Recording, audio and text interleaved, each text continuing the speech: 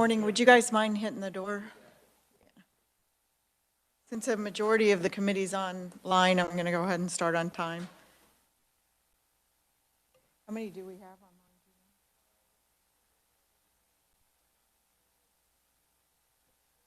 online? Okay, we'll wait a couple minutes, committee. I'm sorry about that. I figured they'd all be on time.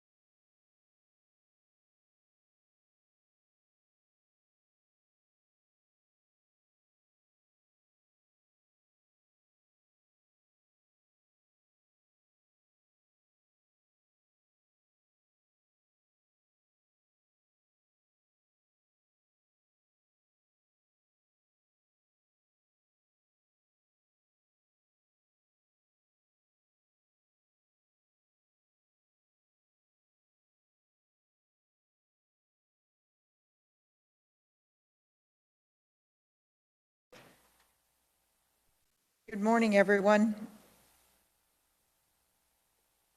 We're going to go ahead and open the hearing on Senate Bill 286. Amelia, will you give us an overview? Yes, good morning, Madam Chair, members of the committee. Senate Bill 286 would establish the COVID-19 Governmental Use of Business Compensation Act.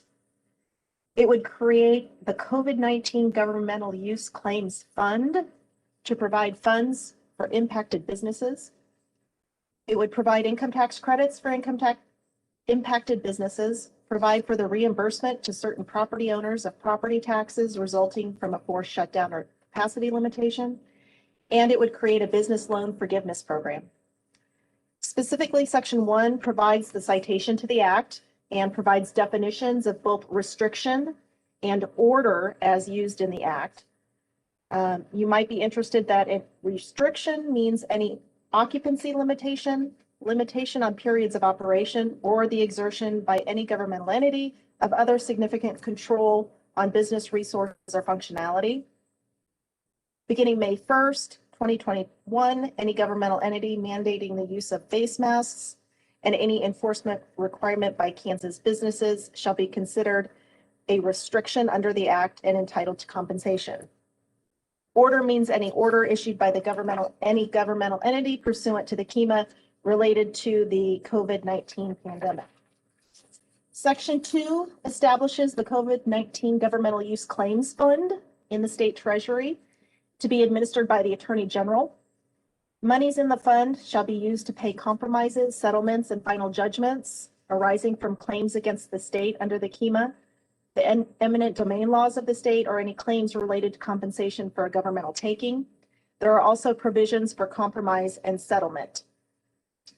The Director of Accounts and Reports would transfer to the fund an aggregate of $100 million from certain special revenue funds identified by the Director of Budget as monies received by the state on and after January 1st of 2021 from the federal government for coronavirus relief aid that may be expended at the discretion of the state and are unencumbered. Claims brought under the Act shall be filed with the Attorney General on or before December 31st of 2022, or 365 days after termination of a disaster emergency related to COVID-19, whichever date is later in time. Section 3 provides that the Act will be administered by the Attorney General. There are provisions for applications to the Attorney General. The Attorney General shall consider the factors that are enumerated in the bill in evaluating the claim. Valid claims approved by the Attorney General for settlement would be paid from funds existing in the COVID-19 Governmental Use Claims Fund. And in lieu of payment of a claim, the claimant may elect either an income tax credit or tax abatement, or both. Sections 4 through 6 in the bill establish and govern a refundable income tax credit for tax years 2021 and 2022 against the income tax liability of a taxpayer in an amount equal to the credit amount stated in the claimant's certificate of government use, less any property tax abatement they may have received under the Act. The Attorney General issues this certificate of government use based upon qualifying factors that are listed in Section 5. Section 7 provides that the owner of a building with a business on the premises may make an application to the governing body of a government entity for reimbursement of property taxes for the period of time that the business was shut down or limited in capacity as ordered by that governmental entity. Again, that application would be accompanied by the claimant's certificate of government use issued by the Attorney General. The reimbursement would be paid out of the government entity's general fund. Section 8 provides that the Secretary of Commerce shall create a business loan forgiveness program for state loans that have been given to applicable businesses due to the COVID-19 pandemic. And the bill would take effect from and after publication in the statute book, and I would be happy to stand for questions. Thank you, Amelia. Committee, any questions? Seeing none. I don't know how, if you're online, could you speak up if you have a question?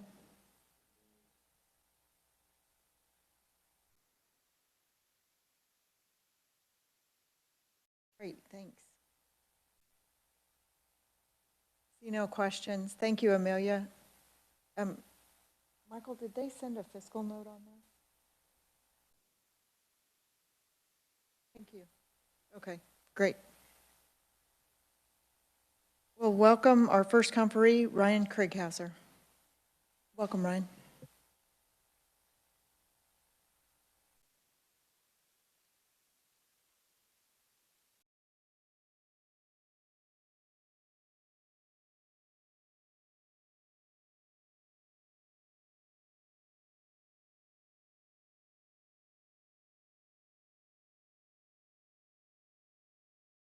I'm sorry, can you hear me now?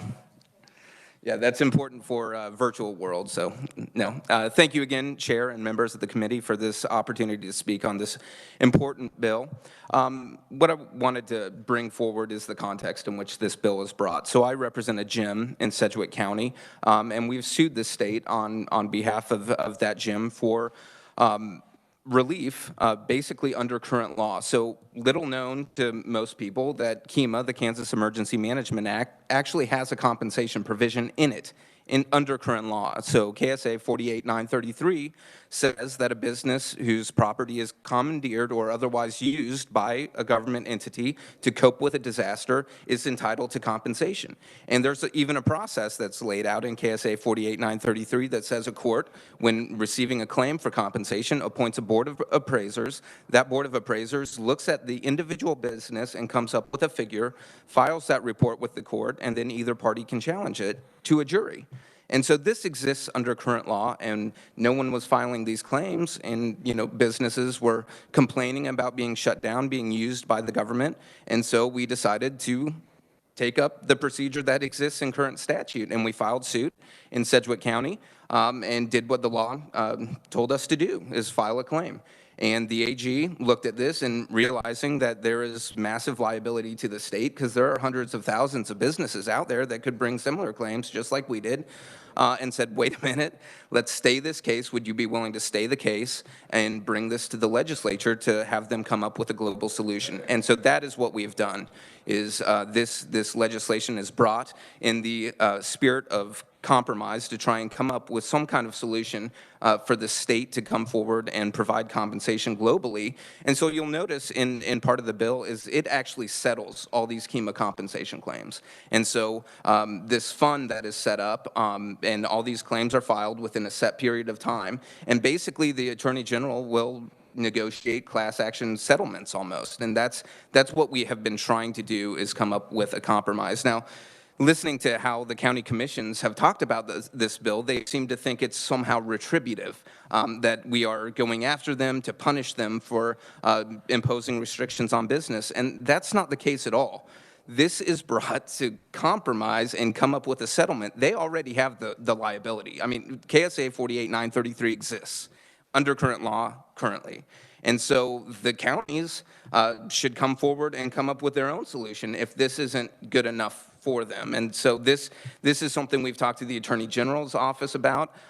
We've worked with different business groups to come up with this solution. And I'll admit right now, it's not perfect. It can be made better, and we are happy to make it better. But it feels like our groups that are bringing forth these solutions are the only ones with a pen and paper and trying to bring forward solutions. And that's really the spirit in which this legislation is brought to compromise and settle these KEMA claims that already exist. I think one commentator in a news story said the liability was ruinous, if all of these companies want to come and file claims. And maybe that's the legislature's position. If the legislature says, look, this is the current law, KSA 48933 exists, actually what these businesses need to do if they want compensation is sue the state. And then all these businesses need to go out and get attorneys and go through the KEMA compensation process.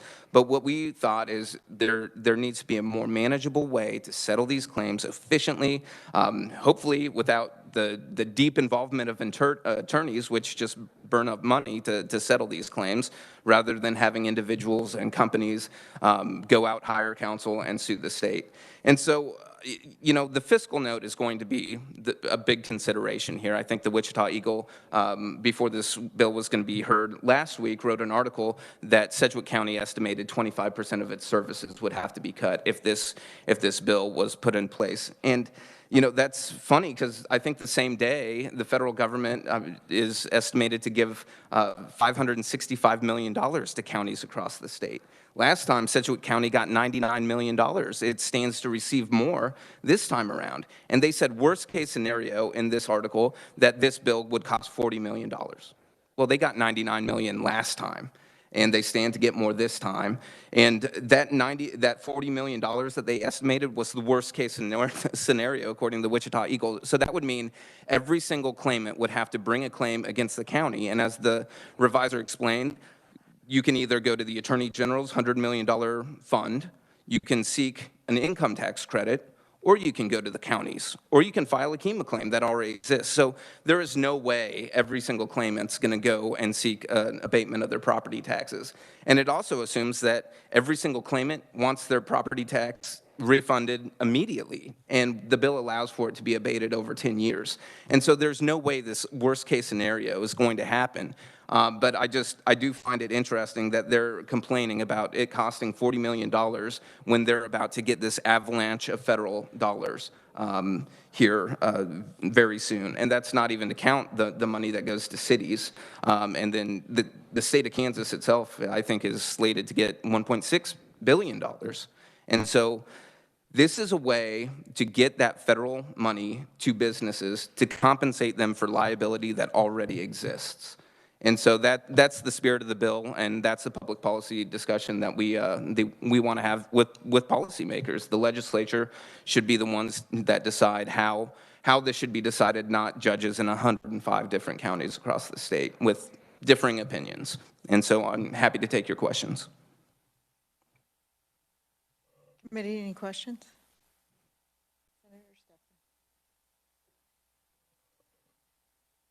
Thank you, Chairman. You know, I apologize I didn't get the opportunity to really pour through this bill ahead of time. I do apologize. Help me understand the relief this bill provides at the county level. Because it sounds to me like your lawsuit in Sedgwick County, is that, so this would be multiple questions, is that against Sedgwick County? No, it's against the state currently, but we in that lawsuit reserve the right to add Sedgwick County. And I believe 48933 contemplates that county governments can be included in those actions. And so if the litigation proceeds, it's very possible we may add Sedgwick County, just depending on what's best for our client. Okay, help me understand how the bill functions at a county level versus the state level. I kind of caught the pool of money at the state level that the Attorney General could then play with, so to speak. Help me understand the accountability at the county level. No, it's an excellent question. So basically what this bill attempts to do is create different avenues for relief. So the KEMA claim already exists under current law, KSA 48933, and people can go pursue KEMA claims, have a board of appraisers, look at their individual business. And so this bill wouldn't change that. It would absolve the liability after a certain point of time, but it wouldn't change that. Parties could still pursue that option. It would also create another option where the Attorney General would have $100 million in federal funds that he could negotiate settlements with individual claimants. And that would be another way to resolve the claim. And then it creates a third option where a simple formula is applied to the business based on how long they were shut down, the type of order or restrictions they were under, how long those were in place. And then the Attorney General, using that formula, comes up with the compensation amount. And that is given on a certificate of compensation, and then the claimant can decide how to use that compensation amount, either on their individual or business income tax as a credit, or they can seek property tax relief as a property tax abatement over 10 years. And so that is how the county is pulled into it, is if the claimant decides they want to, and really this is pennies on the dollar. I mean, the formula that is in the bill is not perfect. It's basically a fraction based on how long they were restricted or closed down. And so they would come up with that compensation amount, and it's just an efficient way for them to get compensation. And in 286, particularly on that part of it, it really just talks about the property owner, which can be different from the individual operating the business within on the property. So yeah, that's where it gets kind of dicey too. But in reality, it doesn't sound to me like this, short of you suing the counties, this thing relieves the counties of all liability financially as well. Correct, and the state. And so the reasons we wanted those different options is, like you said, a business owner may not own the property, they may rent it. And so that business owner could seek a KEMA claim, they could seek relief from the Attorney General from that federal fund, or they could have income tax relief on it as a tax credit. And so, yeah, the purpose of the bill is to absolve the state and county of this liability for KEMA compensation claims that currently exists. You know, the federal government's already thrown a boatload of cash at people. Does this take that into account at any level?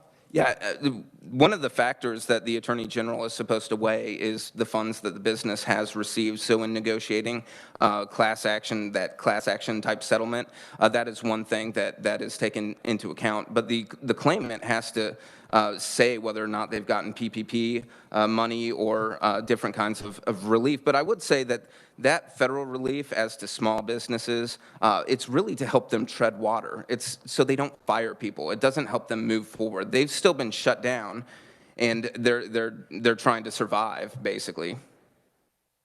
Yeah, there was very select few who moved forward. Yeah, exactly. Yes, sir.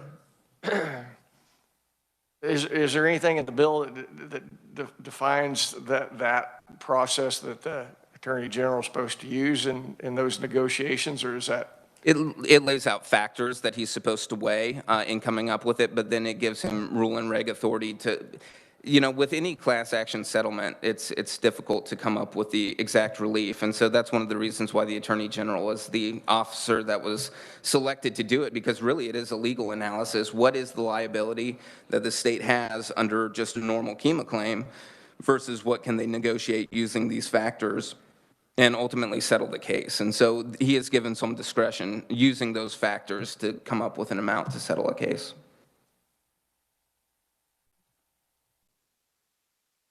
Senator Baumgardner.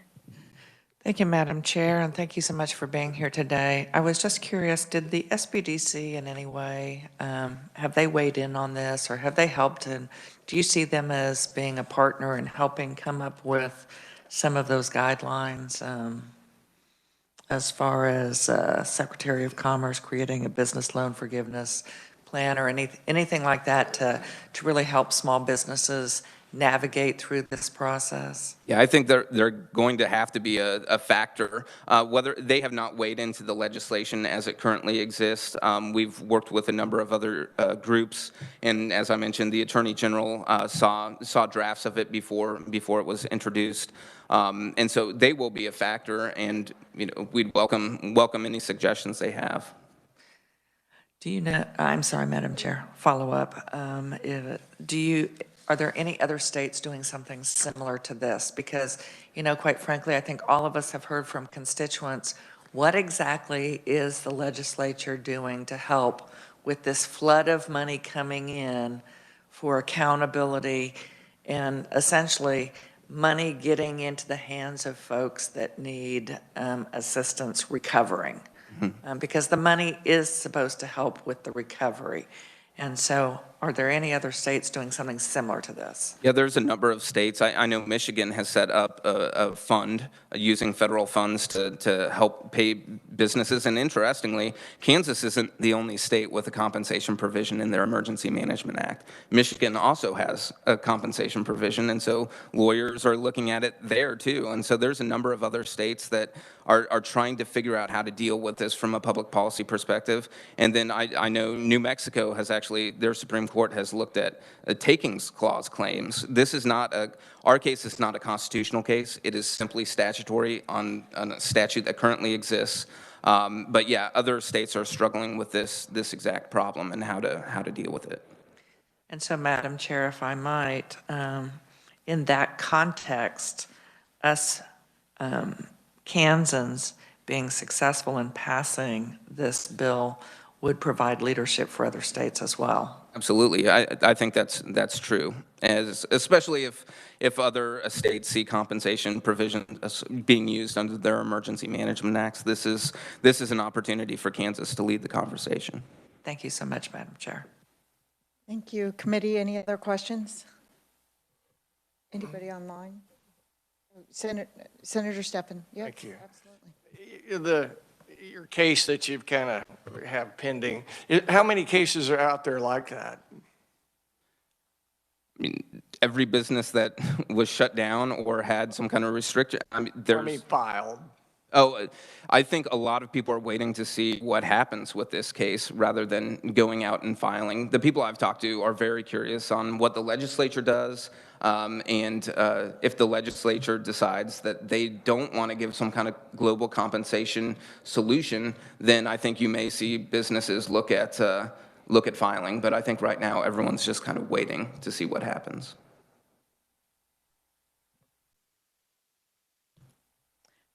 You introduced similar legislation in the House? No, on the House side, we've introduced a bill to define what use and compensation means. Because 48.933, there's ambiguity to it.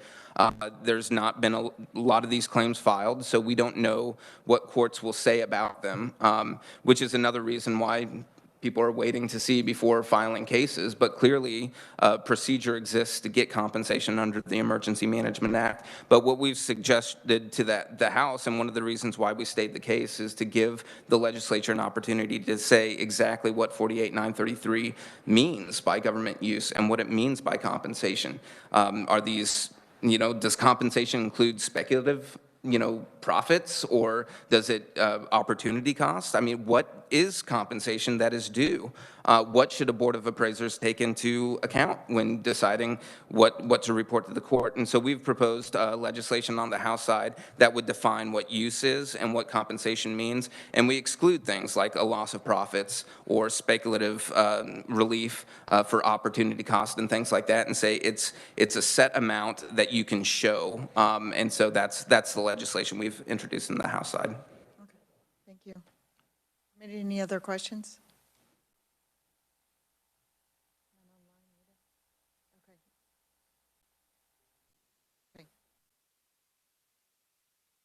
Okay, thank you. Thank you. Next is Eric Stafford. Eric, welcome back.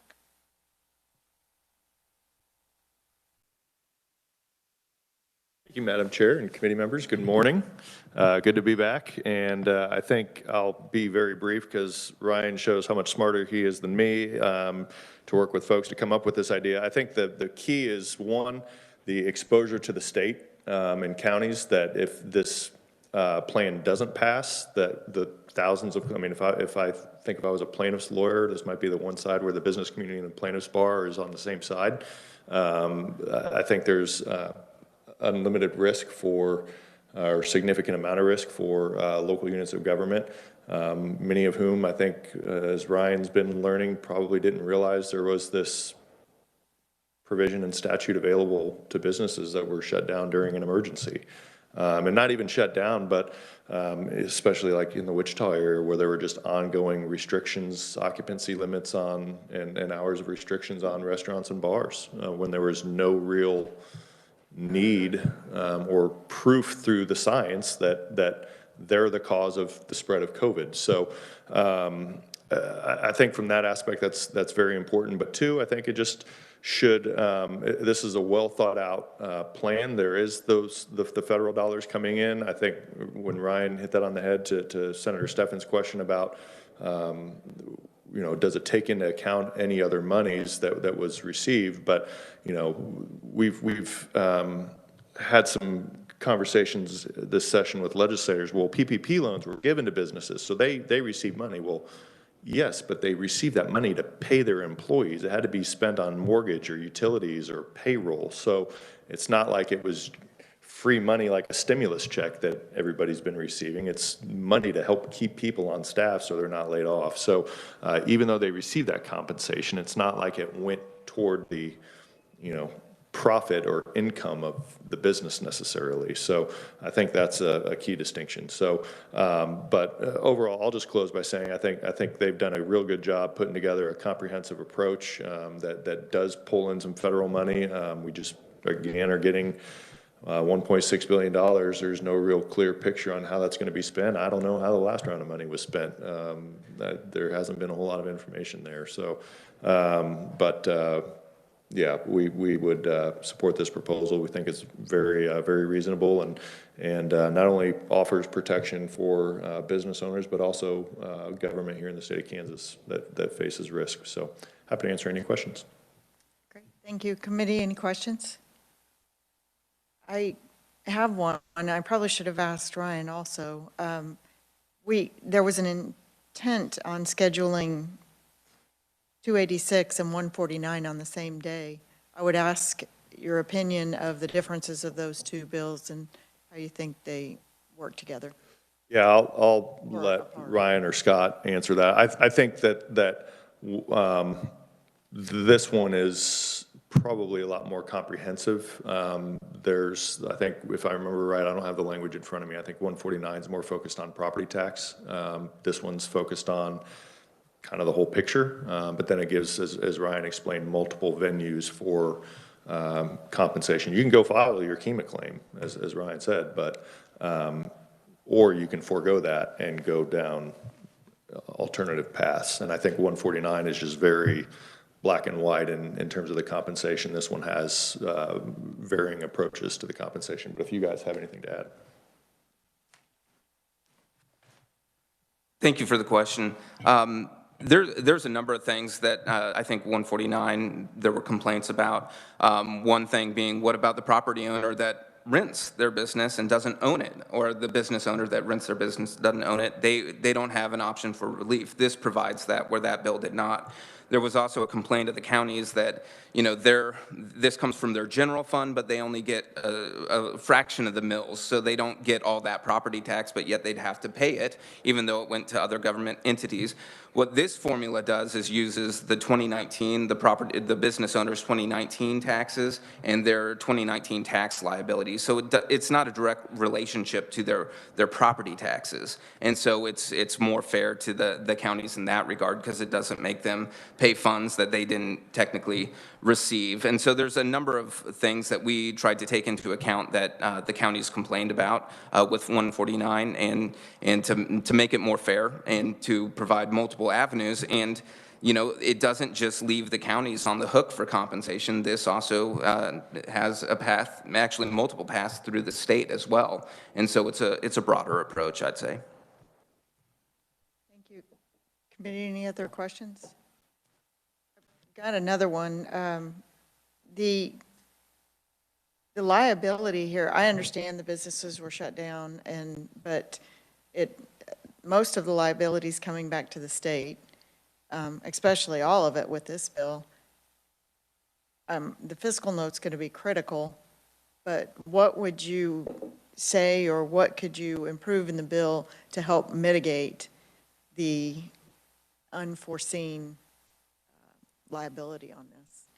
Well, I mean, there's a number of different ways you could approach it. I mean, one thought is just these federal funds are coming into government entities, and the legislature could say, you need to set aside X% of those federal funds to pay claims, and then have the Attorney General come up with basically class action settlements, and each of those government entities are limited to that percentage of federal funds. I mean, all this money is coming in right now. The legislature could say, you need to set aside 50% of those funds to pay compensation claims that businesses already have, and absolve yourself and the state of liability. And so that is one option, and it's a simpler approach, you know, and so that may be something that policymakers want to do. The problem with this bill is it was written without the benefit of knowing what the federal government was doing. The Attorney General and our plaintiff stayed our case in December, and so we were operating in the dark, trying to come up with a solution using tax credits and money that isn't already spent, like property taxes that could be abated over time. And so we were trying to craft a solution not knowing that there was going to be another avalanche of federal funds coming to both the state and to local governments. And so that's why it's crafted in the way it is. It may be, you know, very complicated, but that's the reason it is that way. I think there are ways to simplify it and just have the legislature say, local governments, you need to set aside 50% of the federal funds you get to pay compensation claims. And the Attorney General will tell you how much that is after he reviews the claim. And so that's an option as well, and maybe an improvement. Well, and I'm curious of your statement because, yes, you didn't have it in December, but you do have some information now. So what would you do to improve on that now? Yeah, I think, you know, honestly, I was talking to Mr. Schneider, and we negotiated against ourselves here. I mean, we only asked for $100 million in federal funds, and now $1.6 billion is coming. And it's arguable that, you know, 100 million was way low. We should have asked for a lot more. And so, you know, looking at that, I think a simplified process by which counties and cities segregate funds to pay the claims may be an easier approach to administer. Okay, and I'm going to be very candid here. That statement bothers me. Mm-hmm. That you're not looking at the actual damages. You're looking at how much money is available. Well, like I said, the Attorney General would have to look at the damages. And so it's not just in a vacuum. You would have the Attorney General basically go through the same process by which they come up with the amount of damages based on the claim. So it's both. But you can't really know how much you can compensate people until you know how much is available too. And so it's a give and take. I think you would still have that front end process where the Attorney General looks at the individual claim and comes up with a compensation amount. But so my statement wasn't just basically you take the money and divide it up by how many claims there are. There still has to be that intake process on the front end similar to what the bill has. My statement is you should know what the damages are, and that's the number we should start with, whatever the pool of money be. Oh, I see. Yeah, and I don't know how how you can come up with that given the damage that was caused. I mean, it's massive. It is massive. I've often said that the financial fallout is going to be much worse because of the way, we're not going to point fingers, but we all know what happened. Well, and Why not? I'll let you guys point fingers. So. Senator Stafford. Thank you. And that's a great segue. You know, one of my, I've kind of made this, alluded to this the other day, and I will again. You know, if our leaders don't feel some pain, they're not going to learn anything from this. You know, we were in a situation where we had a lot of divergent information on what was in the best interest of society. And the Kelly administration charted one path, and it was a very, very detrimental path to our economy. And to just, again, like I said, just to wash that away and to make it white as snow doesn't teach anybody. And, you know, I so regret that I was not aware of KSA 48933. I would have been playing that card on the county level over and over and over. I never once heard that at the county level, unfortunately. But you know, the levels of the government that interceded in our economy with marginal to non-existent scientific data, they got to feel pain. They got to feel pushback on this. And so I'm very cautious in jumping on seeing this resolved too simply and too easily with a bunch of federal money that's really just a ticking time bomb to our society on a national level. So I'm hesitant. Well, and I think you make a very good public policy point that has been discussed by a number of people and us, and why the property tax piece is in there. Because like you said, there needs to be a cost-benefit analysis at the county level, at the city level, and at the state level about what are we going to do? We believe in private property, and so if you're going to use someone's private property, you need to pay them for it. And counties seem to not be doing that cost-benefit analysis all the time. But if they had skin in the game, then they would weigh that and say, you know, KDHE says 1% of cases come from bars and restaurants, 1%. And they imposed massive restrictions on bars and restaurants to get 1%. Now, if they had to pay those bars and restaurants for those restrictions, I think the analysis would be quite different. And they'd think, well, 1% isn't worth it to pay for it. And we want government to do that. We want them to act rationally and say, this benefit that we're getting is not worth the cost that we might have to pay. And so I think your point's a good one. And one other thing is making it too simple just at the state level, because some people would say, hey, you could make this real simple, just have the state put this fund, just basically the Attorney General fund idea, and put it all at the state level and just pay these claims. But it doesn't get to the counties. I mean, the counties need to have that cost-benefit analysis as well. And what it will ultimately do in time is push those county commissioners, the county health boards and all that to a position of making recommendations instead of mandates. And that was a huge constitutional point for me through this whole thing. They never should have been making mandates, and they did, and now we're dealing with the fallout. But you put some feedback that makes them fiscally responsible, and all of a sudden they're going to be wanting to make recommendations. Yeah, I mean, these restrictions could have been running up a bill this whole time. And it's current law, and this is not retributive. I mean, this is the law as it existed when they imposed those restrictions. KSA 48933 has been in existence the whole time. Whether or not they knew about it and whether or not they acknowledged it is up to them. But they could have a lot of liability right now, and we don't know how those claims are going to play out and what a court's going to do and what a board of appraisers will take into account. But this is the process that the law provides to businesses, and we're just taking it up. You referred earlier to past case history. Is there any past case history in regards to 48933 at all? Well, as you know, restrictions and lockdowns are relatively new. And so there has not been KEMA claims, which is why we decided this is the provision of law that applies in our situation. It's a round peg and a round hole. We need to know what this process is and how it works and how a court deals with it. So win or lose, we need to plow this ground because that's what the law says to do, and that's what we're doing. Thank you. Senator Baumgardner. Thank you, Madam Chair. I do think that in some ways the approach needs to be more like a class action, and the class action isn't, here's the settlement and everyone, we just divide that after attorney's fees, divide that by the number of people, because let's not forget, there's always attorney's fees. So I do think it does need to be a class action approach.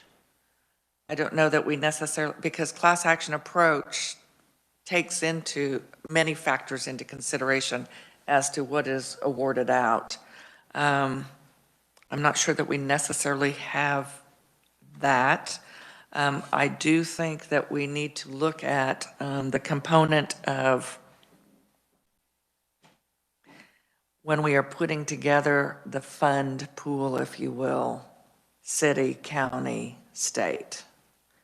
I do believe all need to contribute because all played a role, but not necessarily all of them played the same role on every claimant. There are businesses that are in the county but not in a city. But I do think that there needs to be a mix, and quite frankly, I guess there is a little bit of a concern. I know that we have a neutral League of Municipalities, opponent coming from the counties, and then we have some different proponents. We've obviously heard from Restaurant Association and so forth, but I think that there need to be a few more people at the table, and my fear, quite frankly, is we're kind of running out of time. We need to get moving on this, and the right people need to be at the table, and it needs to be a little bit more clear-cut for direction, or what will result is we will have $1 billion+ coming into the state, and again, it will be like sand through an hourglass, where we really don't have accountability, and the funds aren't getting to the folks that need the funds to be compensated. Because what we really need to be looking at this as This is the opportunity. This is going to be one of the key building blocks for the state to recover, from COVID. And we really are going to need a few more people, and we need more than just one-page letters of testimony that are going to get this resolved in a fairly logical but responsible manner. Thank you, Madam Chair. Thank you, Senator. And I'm glad you brought up the fact that this bill was brought to us late in the session, and it is critical that we deal with this issue, but thank you for bringing it. We do need to move on. I forget it's Friday and not a lot of pressing issues right now, but I mean, like, we're not going to lose the room, but we may lose committee members, so we need to move on. You will. Exactly. 10 minutes. Yeah, so Andrew Weens, are you on line? Yes, Andrew? can you hear me? Yes, Andrew. Okay, thank you. Welcome. Well, yeah, appreciate it, Madam Chair, members of the committee. I know a lot has already been discussed with some of the questions and answers, but I'd just like to say that on behalf of the Wichita Chamber and our 1,400 members, we thank you for the opportunity to testify in support of Senate Bill 286. You know what the bill does, so I won't go into a whole lot of detail about that. Ryan and Scott and Eric have done a good job explaining it. And I think let me just talk about sort of the high level, which you've already discussed a little bit of too. I think one of the points that I would like to reiterate that Eric talked about and Ryan did as well is that this does resolve some of the existing legal liability under current Kansas law, which we think is important. Certainly the outcome of those claims will be legally disputed. And Ryan mentioned that as well. Probably a lot of attorneys involved in that, a lot of costs associated with that. But there's certainly legal liability possible as a result of some of these issues and under the Kansas Emergency Management Act. So we believe that dispersing that cloud of legal liability would be helpful to the various units of government that have been impacted. Another point I'd like to make is that, as Ryan mentioned also, there's several choices that businesses face. Whether or not this bill passes, they could file a lawsuit, which I just referenced with that legal liability. But if it does pass, the claim submitted to the Attorney General could result in a payout from that fund, from the Governmental Use Claims Fund established by the bill, or they can take tax relief. And then they have another choice there. Do you take income tax relief or property tax relief?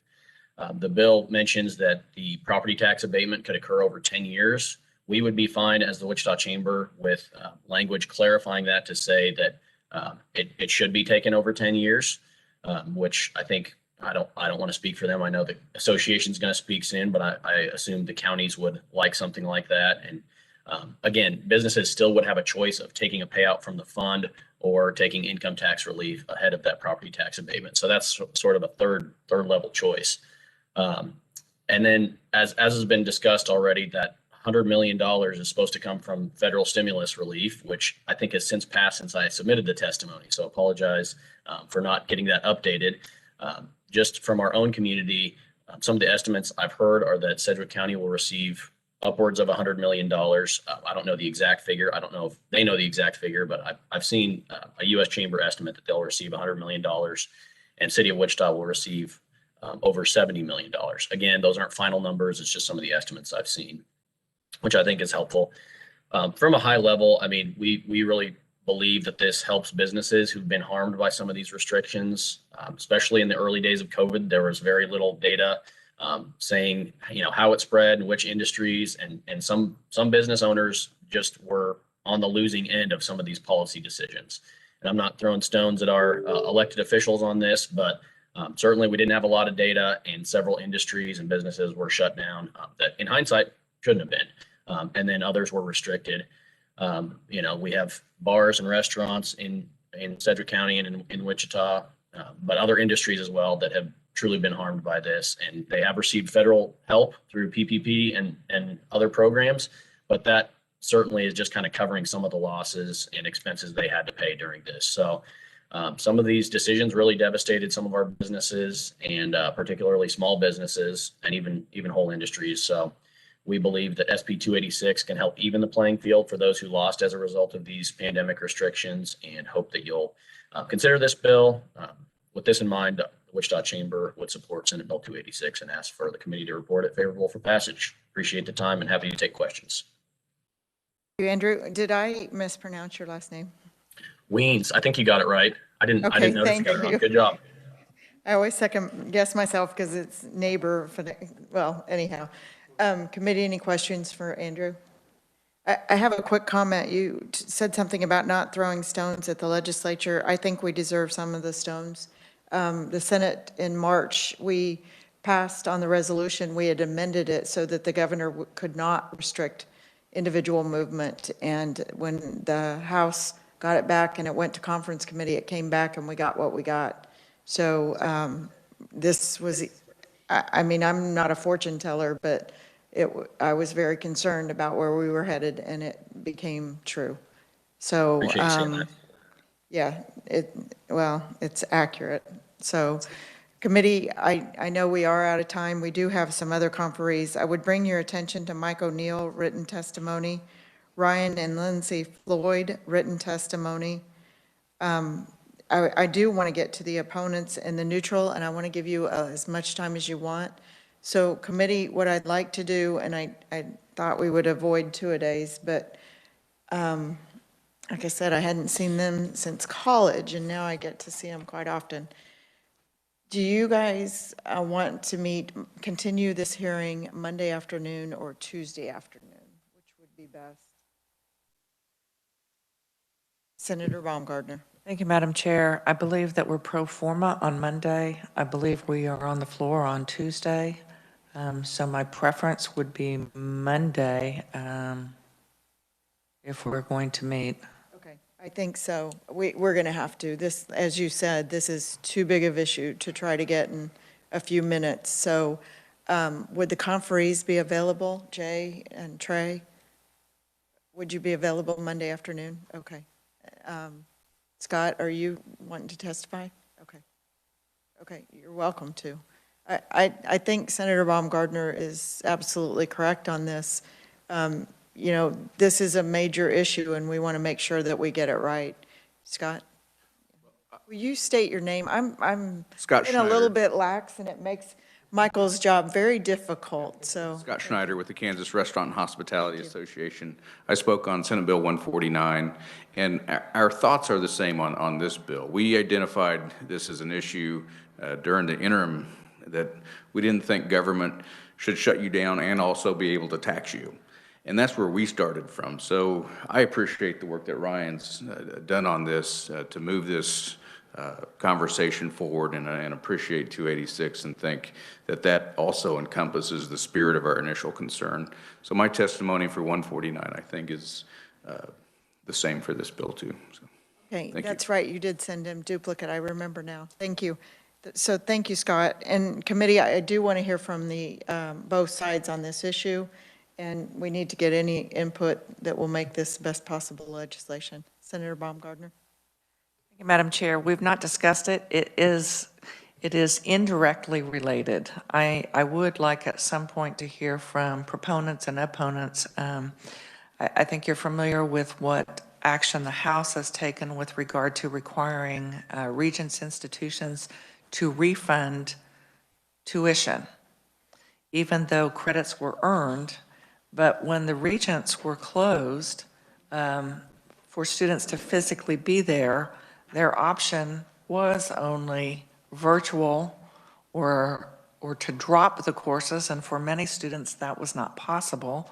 Exceptions were made for healthcare workers that were in that last semester, that they were going to go ahead and be able to, even if they didn't complete that year of study, they were going to be able to, even if they weren't, hadn't passed boards, would begin to be able to start practicing healthcare, if you will.